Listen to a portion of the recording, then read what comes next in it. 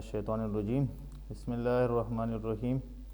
My dear students of MS Mathematics, welcome to the 6th week and 6th lecture.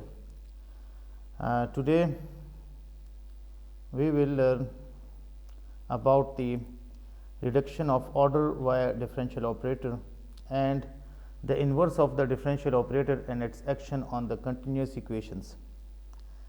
तो last lecture में मैंने आप लोगों को कहा था कि कमिंग लेक्चर में हम जो है इन्वर्स ऑपरेटर पढ़ेंगे। तो आज भी हम डायरेक्ट जो है इन्वर्स ऑपरेटर से स्टार्ट नहीं ले रहे। पहले हम एक डिफरेंशियल इक्वेशन होगी उसको रिड्यूस करेंगे और फिर उसको जो है इन्वर्स ऑपरेटर के मेथड से भी सॉल्व किया जा सकता है।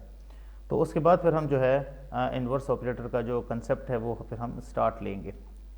अच्छा जी, आपके पास जो है ये कुछ थ्योरी टाइप चीज़ें हैं जिसमें से मोस्ट ऑफ द थिंग्स जो हैं वो हम ऑलरेडी कर चुके हैं, लाइक द ऑपरेटर डी। इसी तरीके से जो आपके पास पॉलिनोमियल डिफरेंशियल एक्सप्रेशन है उसको जो है रिप्रेजेंट किया जाता है पी ऑफ डी से भी और एल ऑफ डी से भी, और इसी तरीके से कोई और सिंबल भी इसके लिए हम चूज़ कर सकते हैं। लास्ट लेक्चर्स में हमने इसको पी ऑफ डी पढ़ा था, पी ऑफ डी, ठीक है, यानी कि पॉलिनोमियल डिफरेंशियल ऑपरेटर की जो है एक्सप्रेशन। यहाँ पे हमने इसको एल ऑफ डी से रिप्रेजेंट किया है। बाकी इसके अंदर जो है कोई ऐसा जो है डिफरेंस नहीं है। और फर्दर उस पॉलिनोमियल डिफरेंशियल एक्सप्रेशन को हम फैक्टराइज कर सकते हैं और ये उसके जो है फिर डिस्टिंक्ट फैक्टर्स बनते हैं। इसी तरीके से हमने बहुत सारी जो प्रॉपर्टीज़ इनकी हैं वो भी लास्ट लेक्चर्स में ऑलरेडी की हुई है। अच्छा जी, हम आएंगे अपनी जो है ना फर्दर रिडक्शन प्रोसेस की तरफ कि चूँकि हम उस डिफरेंशियल एक्सप्रेशन को फैक्टराइज कर सकते हैं, फैक्टर्स उसके हम बना सकते हैं, तो उस जो है ना प्रोसेस को हम यहाँ पे यूज़ करेंगे, यूटिलाइज़ करेंगे। ये आपके पास सेकंड ऑर्डर की जो है लीनियर डिफरेंशियल इक्वेशन है, ठीक है। अब यहाँ पे जो है आपके पास जो पॉलिनोमियल है डिफरेंशियल एक्सप्रेशन का, ठीक है, in the variable D, that is D square plus D. What it means by और what it represents, it represent the first order derivative. D stands for the first order derivative, D upon D X. इसी तरीके से D square जो होगा इसी का जो है सेकंड ऑर्डर डेरिवेटिव, ठीक है। और इसी तरीके से इसका भी कोई सा nth ऑर्डर डेरिवेटिव जो है वो हम इस तरीके से रिप्रेजेंट कर सकते हैं। तो अगर आपके पास L जो है ये इसके बराबर है डी स्क्वेयर प्लस डी के, तो अगर हम इस पॉलिनोमियल ऑपरेटर को हम अप्लाई करें y ऑफ x पे, तो इस फॉर्म में भी हम अपने क्वेश्चन को एक्सप्रेस कर सकते हैं। क्वेश्चन इस फॉर्म में भी लिखा जा सकता है, यही वाला सेम क्वेश्चन, ठीक है। अच्छा जी, अब फर्दर जो है ये जो आपके पास पॉलिनोमियल एक्सप्रेशन है ये फैक्टराइज भी हो सकता है और इसके फैक्टर्स भी निकाले जा सकते हैं, जैसे कि ये d ब्रैकेट d प्लस 1, इसके फैक्टर्स भी निकाले जा सकते हैं, ठीक है। अच्छा, यहाँ पे जो है हमने इंट्रोड्यूस किया हुआ है एक और वेरिएबल u जो कि बराबर है d plus 1 times y is equal to u के, ठीक है। देखें आपने यहाँ पे जो ये वाला ऑपरेटर इंट्रोड्यूस किया है ना, d और फिर d प्लस 1, ठीक है, और इसी तरीके से y इज इक्वल टू, इसी तरीके से ये बराबर है x square plus 2 times x के। ये एक्चुअली आपने यहाँ पे काम किया है। अब यहाँ पे हम क्या कर रहे हैं, हम यहाँ पे ये वाली जो टर्म है d प्लस 1 टाइम्स y, इसको हम एक और वेरिएबल u के बराबर ले रहे हैं, एक किस्म का हम इसको रिड्यूस कर रहे हैं। इसका जो ऑर्डर है वो हम रिड्यूस करने जा रहे हैं। तो ऐसा किया जा सकता है, ऐसी सपोजिशन जो है वो की जा सकती है। अच्छा, यहाँ पे फ़र्ज़ करें यहाँ पे ये d प्लस 1 टाइम्स y जो है ये u के बराबर है, तो फिर क्वेश्चन इस शेप में आ जाएगा d times u is equal to this. Question आपके पास इस फॉर्म में आ जाएगा, इस शेप में आ जाएगा, d times u is equal to, ठीक है, एक्स स्क्वेयर प्लस 2x।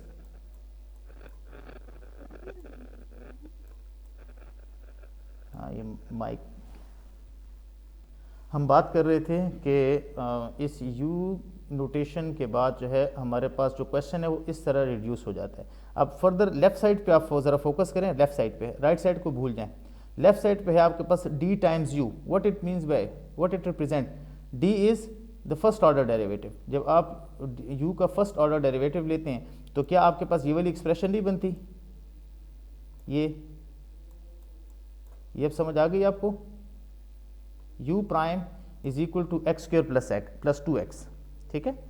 अच्छा जी, ये इस रिप्रेजेंटेशन के बाद आपने यहाँ पे आना है, यहाँ से इसके बाद फिर ये वाला स्टेप आता है। अच्छा जी, अब फर्दर इसको हम फर्दर सॉल्व कर सकते हैं। ये सिंपल फर्स्ट ऑर्डर की आपके पास लीनियर इक्वेशन है, इसको आप सॉल्व कर सकते हैं, लीनियर डिफरेंशियल इक्वेशन है, आप इंटीग्रेट करेंगे इसको, ठीक है।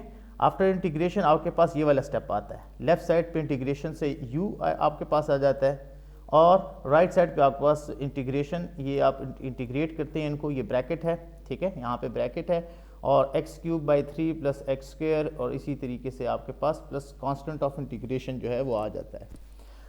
ये आपके पास जो है रिजल्ट है इसका, यानी कि जो आपके पास फर्स्ट टाइम जो है सब्स्टिट्यूशन करने के बाद जो आपने इंटीग्रेशन की है वो आया है। अब फर्दर जो है आपके पास u किसके बराबर है, u यहाँ पे जो है आपने यहाँ पे क्या लिखा है, u is actually d+1 times y, यानी कि अगर u को यहाँ पे मज़ीद अगर दोबारा से मैं ज़रा एक्सप्लेन करके लिखूँ, u हमने इसके बराबर लिया है d+1 टाइम्स y के, इज़ इट और नॉट, ऐसी तरह ही है ना। फर्दर इसको ज़रा सॉल्व करें, इसकी मीनिंग क्या है, ये एक्सपेंडेड फॉर्म में क्या देता है, d times y plus y, यही देता है ना। अच्छा, ये क्या चीज़ है, d times y plus y, क्या ये एग्जैक्टली ये लेफ्ट साइड वाली एक्सप्रेशन नहीं है, derivative on y plus y is equal to whatever is on the right hand side, वो आप लिख लें, यानी कि जस्ट आपने u को यहाँ पे रिप्लेस किया है, यहाँ पे u को आपने रिप्लेस किया है, तो ये आपके पास फर्स्ट ऑर्डर की लीनियर डिफरेंशियल इक्वेशन में ये रिड्यूस हो गया आपका क्वेश्चन। आपका क्वेश्चन अब सेकंड ऑर्डर के बजाय अब फर्स्ट ऑर्डर लीनियर इक्वेशन में रिड्यूस हो गया है, यानी कि बाय यूजिंग यूजफुल सब्स्टिट्यूशंस हम इस तरीके से जो है order of the differential equation जो है वो हम रिड्यूस करते जा रहे हैं to reach towards the required solution. अब आप यहाँ पे इसको इजीली जो इंटीग्रेटिंग फैक्टर का मेथड है आपके पास, ठीक है, ये वाली जो इक्वेशन है जो आपके पास आई है, जो फर्स्ट ऑर्डर की लीनियर इक्वेशन होती है जिसको आप इंटीग्रेटिंग फैक्टर मेथड से करते हैं, ठीक है, ये उसकी जनरल फॉर्म होती है y prime plus mu of x, यहाँ पे आपके पास y होता है is equal to right hand side पे आपके पास फंक्शन ऑफ x होता है g ऑफ x, ठीक है। तो इसको आप इंटीग्रेटिंग फैक्टर मेथड से कर सकते हैं ना, इंटीग्रेटिंग फैक्टर, ठीक है, integration of this mu with respect to x, यहाँ से जो भी आंसर आता है फिर आप उसको लेफ्ट साइड पे भी मल्टीप्लाई करते हैं, राइट साइड पे भी मल्टीप्लाई करते हैं, इंटीग्रेटिंग फैक्टर को आप दोनों साइड्स पे मल्टीप्लाई कर देते हैं। यहाँ पे इस केस में आपके पास म्यू ऑफ x क्या है, इस केस में आपके पास म्यू ऑफ x जो है that is the coefficient of y which is 1, ठीक है। तो इस केस में आपके पास 1 का जो इंटीग्रल है वो क्या आता है, is equal to e power x, e power x जो है ये अब आप दोनों तरफ मल्टीप्लाई करेंगे, e power x times y prime plus y, ठीक है बेटा, is equal to right hand side से, राइट हैंड साइड पे आपके पास है ये वाली एक्सप्रेशन x³/3 + x² + c1, ये आप यहाँ पे लिख लें, ठीक है, is equal to e power x times, ये वाली एक्सप्रेशन आप लोग यहाँ पे लिख लीजिएगा, क्योंकि यहाँ पे चूंकि वाइट बोर्ड नहीं है तो जो सेम चीज़ें सिंपल चीज़ें हैं चलो मैं उसका जो है फ़ायदा लूँगा और आप लोग जो है वो यहाँ पे लिख लेंगे, जो डिफरेंट काम है वो यहाँ पे मैं करूँगा। अच्छा जी, फर्दर इसको हम यूँ लिख सकते हैं, ये e पावर x और y, तो अगर हम इसको डिफ्रेंशिएट करें तो ये एक्सपेंडेड फॉर्म में ये दो टर्म्स आपके पास आती हैं, is equal to e power x, जैसे नॉर्मल तरीका होता है जो कि आप लोगों ने BSc में किया हुआ है ऑलरेडी, राइट हैंड साइड पे वही टर्म एज इट इज, ठीक है, यानी कि इंटीग्रेटिंग फैक्टर आपने मल्टीप्लाई किया और आपने उस फर्स्ट ऑर्डर की लीनियर इक्वेशन के तमाम टर्म्स को आपने उस इंटीग्रेटिंग फैक्टर से मल्टीप्लाई कर दिया। अब ये जो आपके पास दोनों टर्म्स है, अगर आप इस टर्म का डेरिवेटिव लेते हैं तो इजीली लेफ्ट साइड आपके पास आ जाती है, right side as it is, ठीक है, ये ब्रैकेट में। अब यहाँ पे फर्दर इसको सिंप्लीफाई करने के लिए हम क्या करेंगे, हम इंटीग्रेट करेंगे, integration, applying integration on both sides और इंटीग्रेटिंग बोथ साइड्स। तो लेफ्ट साइड को जब हम इंटीग्रेट करेंगे आपके पास, ठीक है, तो क्या टर्म आपके पास आएगी, ये फॉर्म आपके पास आ रही है। ये थोड़ी सी सिंप्लीफाइड फॉर्म है। पहले तो ये जब आप इंटीग्रेशन करेंगे तो ये डिफ्रेंसिएशन के इफेक्ट भी ये कैंसिल कर देगी, ठीक है। ये एक्सपोनेंशियल फंक्शन टाइम y आएगा। ये जो एक्सपोनेंशियल फंक्शन है राइट साइड पे आप उसको जो है शिफ्ट कर सकते हैं, तो ये e पावर माइनस एक्स आ जाएगा। और यहाँ पे जो है इसका भी आपने इंटीग्रेशन, इसको भी आपने इंटीग्रेट करना है। इसको जब आप इंटीग्रेट करेंगे ये आपके पास जो है आंसर्स है, ठीक है, ये आपके पास आंसर है, ये आपके पास सोल्यूशन है जब आप इसको फर्दर सॉल्व करेंगे, ठीक है। इसको आप फर्दर सॉल्व करें, you will get this answer. तो इस तरीके से जो है हमने बाय रिडक्शन मेथड जो है एक सेकंड ऑर्डर की डिफरेंशियल इक्वेशन जो थी उसको हमने सॉल्व किया और उसका आंसर हमने निकाला। अब हम जो है इस तरह की जितनी भी जो इक्वेशंस हैं उसको एक और मेथड जिसको हम कहते हैं इन्वर्स ऑपरेटर मेथड, उससे भी हम सॉल्व कर सकते हैं और देखते हैं कि नंबर ऑफ स्टेप्स जो हैं वो किस हद तक जो है वो कम होते हैं। ये आपके पास जो है टेलर सीरीज़ है और इस कंसेप्ट को हम यहाँ पे जो है इंट्रोड्यूस करेंगे। और टेलर सीरीज़ से एसोसिएटेड एक और जो है फेमस नाम है मैक्लारेन सीरीज़। मैक्लारेन सीरीज़ जो है एक्चुअली वो टेलर सीरीज़ के अंदर अगर आप a = 0 पुट करते हैं तो आपके पास यही टेलर सीरीज़ जो है वो मैक्लारेन सीरीज़ बन जाती है, ठीक है। और नीचे जो मैंने टेबल दी हुई है, इस टेबल के अंदर जितनी भी वैल्यूज़ हैं ये सारी की सारी जो है मैक्लारेन सीरीज़ की हैं। यहाँ पे ज़रा मैं चेक करता हूँ कि ये निचला पार्ट क्यों शो नहीं हो रहा। ओके, तो एक्चुअली ये आपके पास मैक्लारेन सीरीज़ है एट a = 0। ये सब एक्सपोनेंशियल फंक्शन भी इससे रिकवर हो सकता है, ट्राइगोनोमेट्रिक फंक्शंस भी हो सकते हैं, इसी तरीके से ये वाले फंक्शंस भी रिकवर हो सकते हैं। तो अगर हम टेलर सीरीज़ या मैक्लारेन सीरीज़ की फॉर्म में अगर इस डिफरेंशियल वाले एक्सप्रेशन को लिखना चाहें तो उसको भी हम इजीली एक्सप्रेस कर सकते हैं या इसको भी एक्सप्रेस किया जा सकता है। ना सिर्फ इसको बल्कि इस तरह की मिलती जुलती जितनी भी एक्सप्रेशंस हैं उन तमाम को हम जो है इस तरह टेलर सीरीज़ के तहत हम उनको एक्सपेंड कर सकते हैं, ठीक है। अच्छा जी, फर्दर अब हम यहाँ पे बाइनोमियल एक्सपेंशन को भी हम यूज़ कर सकते हैं, ठीक है। बाइनोमियल एक्सपेंशन ये आपके पास जो है जो इन्वर्स ऑपरेटर है in the form of binomial expansion जो है ये एक्सपेंड हुआ है, ठीक है। यहाँ इसी तरीके से जो है एक स्पेशल केस यहाँ पे हम लेते हैं कि अब इस ऑपरेटर को जो है एक्सपोनेंशियल फंक्शन e⁴ के ऊपर अप्लाई करते हैं। क्लियरली इसका फर्स्ट ऑर्डर डेरिवेटिव भी लिया जा सकता है और इसका nth ऑर्डर डेरिवेटिव भी जनरलाइज किया जा सकता है in the form of eigen function. यहाँ पे आपके पास a⁴n जो है ये आपके पास आइगन फंक्शन बन रहा है, यानी कि उसका मल्टीपल, जिस ऑर्डर का जो है डेरिवेटिव होगा उसी ऑर्डर का जो है उसी पावर का जो है a टर्म यहाँ पे उसका कोफिशिएंट बनेगा। फर्दर अप्लाई करते हैं यहाँ पे इस बाइनोमियल एक्सपेंशन को जो कि d - लैम्डा इनवर्स की जो है हमने यहाँ पे की है एक्सपेंशन, उसको यहाँ पे इस एक्सपोनेंशियल फंक्शन के ऊपर अप्लाई करते हैं। तो 1 अपनी जगह पे 1 आ गया और इसी तरीके से एक्सपोनेंशियल फंक्शन का जो है फर्स्ट ऑर्डर डेरिवेटिव क्या आएगा e⁴ax टाइम्स a, तो a यहाँ पे आ गया और इसी तरीके से जो है एक्सपोनेंशियल फंक्शन जो है वो कॉमन। इसी तरीके से इसका सेकंड ऑर्डर डेरिवेटिव भी कैलकुलेट किया जा सकता है, थर्ड ऑर्डर भी, फोर्थ ऑर्डर भी, ठीक है, एंड सो ऑन। अब ये जो आपके पास फॉर्म है इससे आपके पास जो है ये वाला रिजल्ट कैसे आया है a - लैम्डा। देखें ये ज्योमेट्रिक सीरीज़ है ना, ये आपके पास ज्योमेट्रिक सीरीज़ है और ज्योमेट्रिक सीरीज़ जो है उसका सम हम निकाल सकते हैं। कोई बता सकता है s∞ कैसे आएगा? s∞ = first term divided by 1 - r। तो फर्स्ट टर्म यहाँ पे क्या है 1, यहाँ पे कॉमन रेशो क्या है a/λ। सॉल्व करें इसको, ठीक है, क्या रिजल्ट आता है आपके पास, लैम्डा ऊपर चला जाता है, ठीक है, एलसीएम ले लें, लैम्डा - a, ठीक है। अब ये जो रिजल्ट है ये वाला, ये यहाँ पे आके रिप्लेस करें इसकी जगह। जब आप इसको इसकी जगह रिप्लेस करेंगे क्या होगा, lambda cancel with lambda, negative sign, यहाँ पे a माइनस लैम्डा आ जाएगा, तो ये रिजल्ट आ जाएगा ना। ठीक है, आई होप कि इस स्टेप को आप समझ गए होंगे।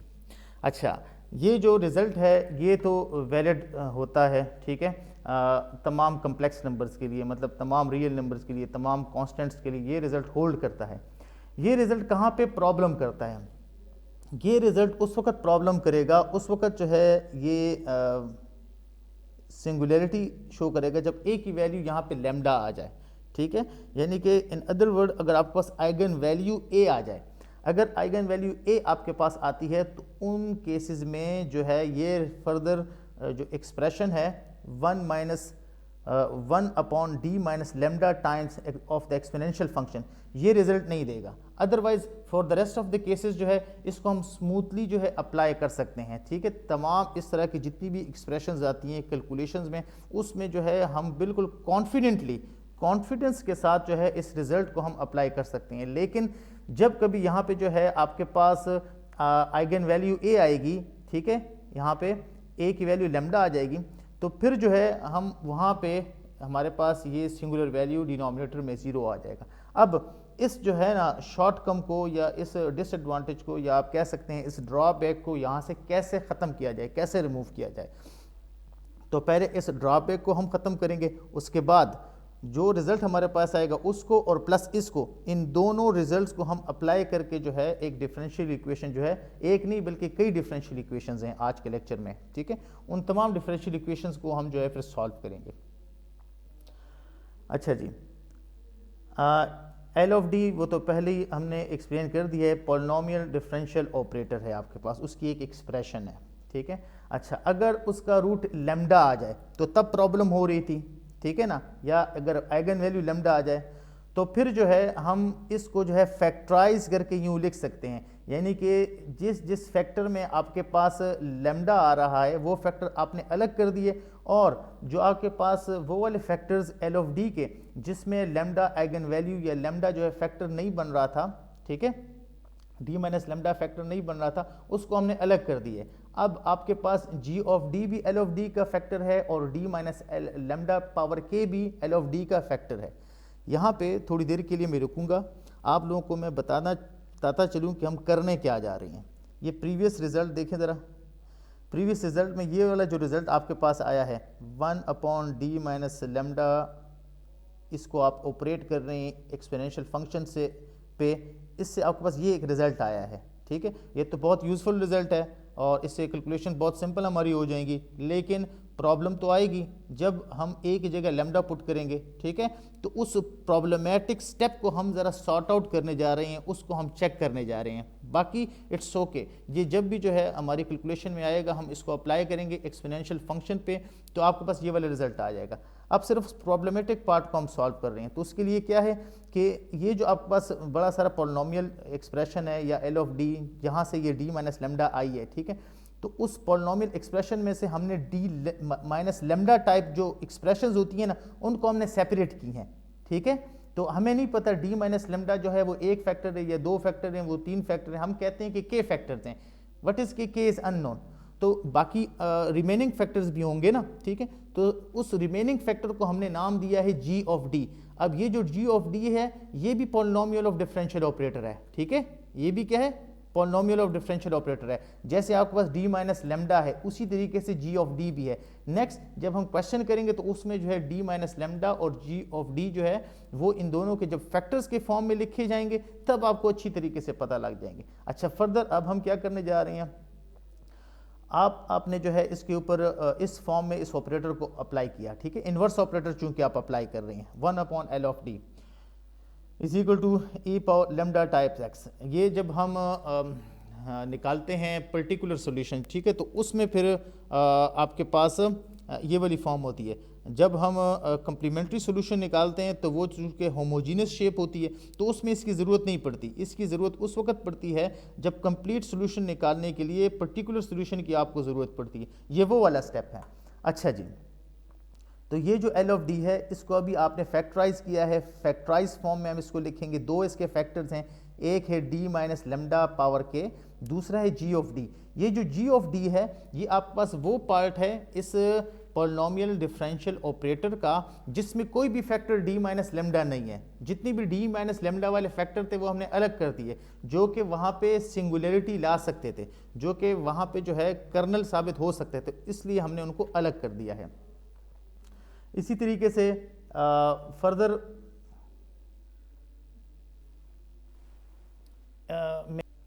अच्छा बेटा, तो हम बात कर रहे थे कि हमने यहाँ पे इसको फैक्टराइज करके इसके फैक्टर्स की फॉर्म में इसको लिखा है। अब जो है हमने इसको अप्लाई करना है, ठीक है, इस एक्सपोनेंशियल फंक्शन के ऊपर। लेकिन अप्लाई करने से पहले हमने एक एक्सपोनेंशियल शिफ्ट रूल पढ़ा हुआ है। ये एक्सपोनेंशियल शिफ्ट रूल जो है, जो प्रीवियस लेक्चर्स हैं, मेरे ख्याल में ये शायद लेक्चर नंबर 4 में आपको मिलेगा, ये एक्सपोनेंशियल शिफ्ट रूल का ये हमने वहाँ पे पढ़ा हुआ है कि डी पावर एन यानी कि nth ऑर्डर जो है डेरिवेटिव अगर आप ले रही हैं e power lambda x F of x पे, तो आपके पास रिजल्ट ये आएगा e power lambda X times D plus lambda nth order times F of X. ये आपने जो है ऑलरेडी रिजल्ट प्रूफ किया हुआ है, ठीक है। डी एन यानी कि एक ऑपरेटर के लिए भी किया हुआ है और एक पॉलिनोमियल जो है एक्सप्रेशन के लिए भी पी ऑफ डी के लिए भी प्रूफ किया हुआ है। दो स्टेटमेंट्स हैं। जब ये थ्योरम प्रूफ कर रहे थे तो ये इसकी पहली स्टेटमेंट थी, दूसरी वाली जो स्टेटमेंट पी ऑफ डी के लिए थी, दोनों हमने प्रूफ की थी और इसको जो है हमने इंडक्शन मेथड से जो है सॉल्व किया था। अच्छा जी, तो फर्दर जो है ये वाले जो एक्सपेंशन है वो हम यहाँ पे यूज़ करेंगे, यानी कि ये पूरी ये वाला एक्सप्रेशन और ये वाला एक्सप्रेशन, ये दोनों एक्सप्रेशन जब इस पे अप्लाई होंगे तो इस पे अप्लाई होने के बाद e पावर लेमडा एक्स यहाँ पे आ जाएगा, ठीक है। इसी तरीके से इस वाले पार्ट के अंदर क्या चेंज आ जाएगा, इस वाले पार्ट के अंदर जो है लेमडा ऐड हो जाएगा, तो इस वजह से यहाँ पे हमने लेमडा को ऐड किया है। इसी तरीके से ये भी चूंकि आपके पास पॉलिनोमियल डिफरेंशियल ऑपरेटर है, इसके अंदर भी सेम इक्विवेलेंट चेंज आएगा, यहाँ पे भी लेमडा जो है वो डी के साथ ऐड हो जाएगा, ठीक है। अच्छा, फर्दर नेक्स्ट फर्दर आप इसको सॉल्व करें, ये negative lambda positive lambda cancel, यहाँ पे आपके पास आ गया डी पावर के और यहाँ पे आपके पास है जी फंक्शन जो है डी प्लस लेमडा का ये फंक्शन है। अच्छा जी, यहाँ पे जो है ये 1/d के और यहाँ पे 1 है, ये आप एक्चुअली जो है इंटीग्रेट कर रही हैं, ठीक है। kth ऑर्डर की इंटीग्रेशन आप यहाँ पे करेंगे, kth ऑर्डर की इंटीग्रेशन, ठीक है। 1/d का मतलब जो है क्या है, 1/d ऑन x, इसका मतलब ये है कि आप जो है फर्स्ट ऑर्डर की इंटीग्रेशन आप यहाँ पे कर रहे हैं, ठीक है, ऑन x।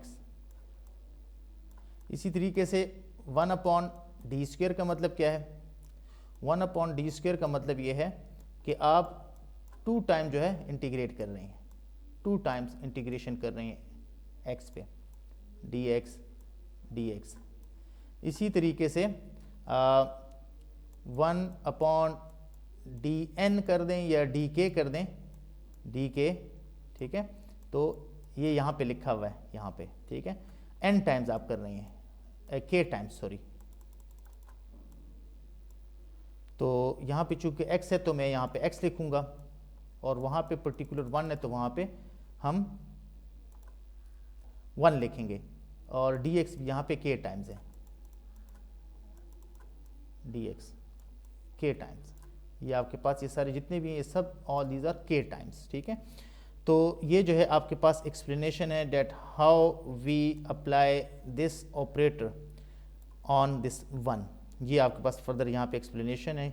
यहाँ पे आपके पास रिजल्ट आता है x power k over k factorial. इसकी फर्दर एक्सप्लेनेशन यहाँ पे है कि अगर आप x को इंटीग्रेट करते हैं x²/2 आता है, x²/2 को इंटीग्रेट करते हैं सेकंड टाइम तो x³ जो है आपके पास 3 फैक्टोरियल आता है। इसी तरीके से जब आप इसको k टाइम्स इंटीग्रेट करेंगे तो आपके पास x power k divided by k factorial आएगा। ये k फैक्टोरियल से ये वाला रिजल्ट आपके पास आया है, ठीक है। तो ये वाला पार्ट जो है न्यूमरेटर पार्ट में x पावर k और आपके पास इसी तरीके से k फैक्टोरियल डिनोमिनेटर में। Next g of d plus lambda, यहाँ से मैंने लिखा हुआ है g of lambda eigen value, ये आपके पास g ऑफ लेमडा है। ये कैसे आया, सिर्फ बेटा आप लोगों को इतना मैं टास्क दे रहा हूँ, ये आप लोगों ने जो है मुझे बताना है, ख़ुद इसको जो है आपने इन्वेस्टिगेट करना है, ख़ुद आपने इसको सर्च करना है। इतनी ज़्यादा चीज़ें मैंने अब बताई हैं आपको, सिर्फ ये एक बात आप लोगों को मैं दे रहा हूँ, ये आपने खुद करनी है। ठीक है बेटा, मुझे उम्मीद है आप निकाल लेंगे इसका जो है ना सोल्यूशन आप लोग निकाल लेंगे, और नेक्स्ट टाइम मैं आप लोगों से पूछूंगा।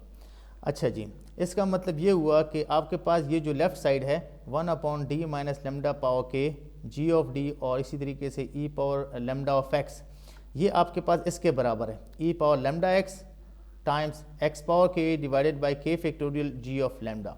ये वाला जो रिज़ल्ट है, ठीक है, ये अब हम उस केस में अप्लाई करेंगे जिस केस में आपके पास आइगन वैल्यू लेमडा आ रही है, और अगर आइगन वैल्यू लेमडा ना आए तो हम इसका जो प्रीवियस वाला रिज़ल्ट था, ये वाला रिज़ल्ट, ये हम यूज़ करेंगे। ठीक है, नेक्स्ट एक एग्जांपल, ये थर्ड ऑर्डर की डिफरेंशियल जो है आपके पास इक्वेशन है, और इसको हमने इसी मेथड से सॉल्व किया है। यहाँ पे जो आपके पास पॉलिनोमियल डिफरेंशियल एक्सप्रेशन बन रही है, ठीक है, वो ये बन रही है डी क्यूब, यानी कि थर्ड ऑर्डर का differential operator plus D first order का, ठीक है, ये बन रही है। तो इसको हम फैक्टराइज कर सकते हैं ना, ठीक है, फैक्टर्स बनते हैं इसके, क्या फैक्टर्स बनते हैं,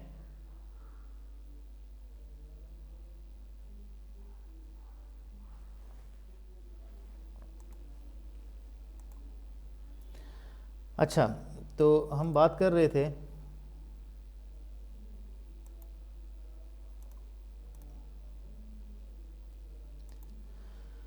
कि ये जो आपके पास इस केस में पॉलिनोमियल एक्सप्रेशन है, ये आमिरुल्ला फिर बार बार मुझे लग रहा है कि ये बोल रहा है, तो sorry for that. Okay, it is D square plus 1, ठीक है, और फर्दर आप इसको जो है फिर डिफ्रेंशिएट कर सकते हैं। जैसे यहाँ पे ये दो फैक्टर्स बनते हैं, जी स्क्वायर प्लस 1, यहाँ पे 1 चूँकि नेगेटिव आयोटा स्क्वायर के बराबर है, ठीक है, नेगेटिव आयोटा स्क्वायर जो है दैट इज़ इक्वल टू 1, तो इस वजह से यहाँ पे फर्दर इसके ये तीन फैक्टर्स बनते हैं, D minus iota, D plus iota times y is equal to cos of x. अच्छा जी, अब यहाँ पे ये जो कॉज ऑफ एक्स है, अगर आप लोगों ने एफएससी में जो है डी मॉर्गन थ्योरम का नाम पढ़ा होगा, और डेफिनेटली ज़रूर पढ़ा होगा, आप बच्चों को पढ़ा भी रहे होंगे, तो आप उसको यूँ लिख सकते हैं कि actually cause of x it is the real part of E power Etah x. तो ई पावर एटा एक्स एक्सपोनेंशियल फंक्शन से रिलेटेड हम एग्जांपल लेने जा रहे हैं, तो इस वजह से हम इस ट्राइगोनोमेट्रिक फंक्शन को in the form of exponential function हम लिख रहे हैं, और हम कर सकते हैं ऐसा, ठीक है, इससे कोई ना कोई रिजल्ट आएगा, और एंड पे जो भी रिजल्ट आएगा उस रिजल्ट का रियल पार्ट ले लिया जाएगा, ऐसा ही किया जाता है, हम इसका फिर रियल पार्ट एंड पे ले लेंगे। अच्छा जी, फर्दर हम एज्यूम करते हैं कि आपके पास ये जो जी ऑफ डी है, ये आपके पास D bracket D plus iota के बराबर है। क्यों हम जी ऑफ डी ये ले रहे हैं, इसके अंदर डी माइनस आयोटा क्यों नहीं अप्लाई कर रहे हैं? डी माइनस आयोटा इसलिए नहीं ले रहे कि आपके पास ये वाला ये सिंगुलर पार्ट है, ठीक है, इसके ऊपर ये वाला रिजल्ट अप्लाई होगा, ये वाला रिजल्ट जो भी हमने जो भी हमने फाइंड आउट किया है, ठीक है, और इसके जो प्रीवियस पार्ट है उसके ऊपर हम ये वाला जो है ना फार्मूला अप्लाई करेंगे। तो ये दो फार्मूला जो है एट द सेम टाइम जो है अप्लाई होंगे। तो जहाँ पे सिंगुलर स्टेप आएगा वहाँ पे जो है हम ये जो भी रिसेंट फार्मूला हमने प्रूफ किया है वो, और जहाँ पे सिंगुलरिटी वाला केस नहीं आएगा तो हम वहाँ पे जो फार्मूला नॉन सिंगुलर केस के लिए हम वहाँ पे वो अप्लाई करेंगे, ठीक है। फर्दर इसको हमने सॉल्व किया, ये आपके पास आ रहा है ई पावर लैम्डा एक्स और एक्स के अपॉन के फैक्टोरियल, ये लास्ट रिजल्ट जो हमने प्रूफ किया ये वो है, ये वाला रिजल्ट यहाँ पे हमने अप्लाई किया है, ठीक है।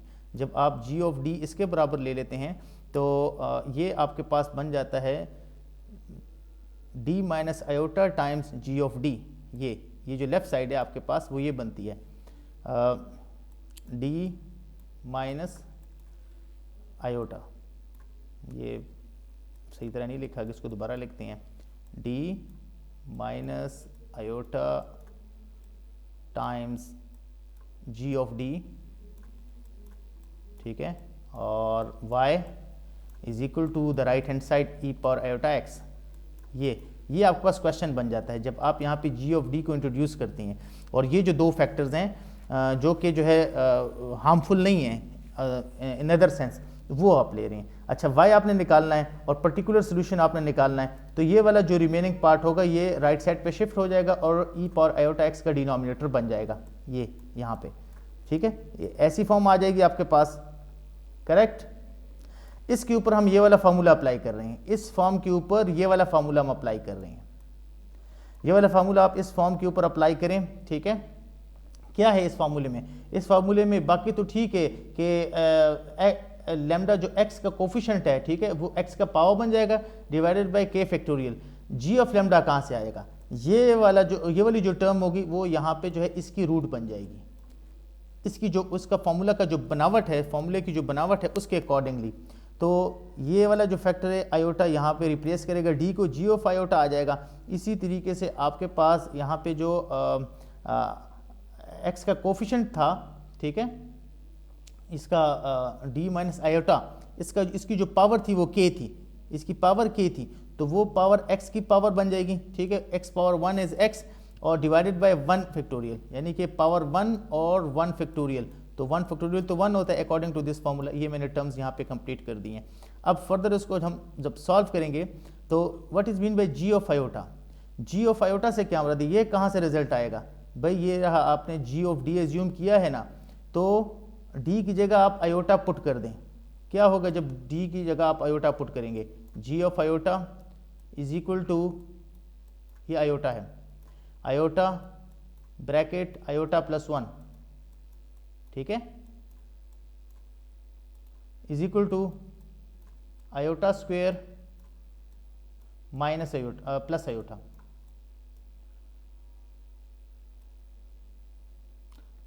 एक मिनट, आयोटा प्लस आयोटा है ये, ठीक है, आयोटा प्लस आयोटा, तो 2 टाइम्स आयोटा आ जाएगा, आयोटा प्लस आयोटा, ये मैं गलत कर रहा हूँ, ये is equal to 2 iota times iota आ जाएगा, यानी कि 2 आयोटा स्क्वेयर, 2 आयोटा स्क्वेयर किसके बराबर है? -2 के बराबर है, ठीक है।